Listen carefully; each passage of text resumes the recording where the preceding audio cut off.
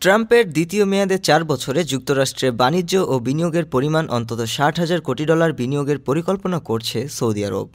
২২ জানুয়ারি রাতে যুক্তরাষ্ট্রের president Donald ট্রাম্পের সঙ্গে ফোনালাপে এই পরিকল্পনার কথা জানান সৌদি আরবের crown prince Mohammed bin Salman. Saudi press agency SPA এ তথ্য জানিয়েছে। দ্বিতীয় মেয়াদে ওভাল অফিসে ফিরে আসার জন্য ট্রাম্পকে নিজের এবং বাদশাহ সালমানের পক্ষ থেকে অভিনন্দন জানিয়েছে প্রিন্স মোহাম্মদ।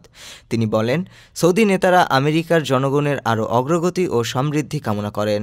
এসপির প্রতিবেদনে সৌদি ক্রাউন প্রিন্সের বরাতে জানা যায়, বিশ্বের বৃহত্তম অর্থনীতিতে ব্যাপক সংস্কার চালানোর ট্রাম্পের অঙ্গীকারের পরিপ্রেক্ষিতে সৌদি আরব এই অংশীদারত্ব ও বিনিয়োগের সুযোগে অংশ নিতে চায়।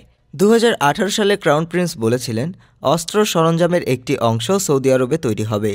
এই উদ্যোগ আমেরিকা ও সৌদি আরবে কর্মসংস্থান সৃষ্টি করবে। উভয় দেশের জন্য ভালো বাণিজ্য, ভালো সুবিধা এবং অর্থনৈতিক প্রবৃদ্ধি নিয়ে আসবে। পাশাপাশি এটি আমাদের নিরাপত্তাকে সহায়তা করবে। ট্রাম্পের নতুন মেয়াদেও নিজেদের মধ্যে এই সহযোগিতা ধরে রাখতে চান তিনি।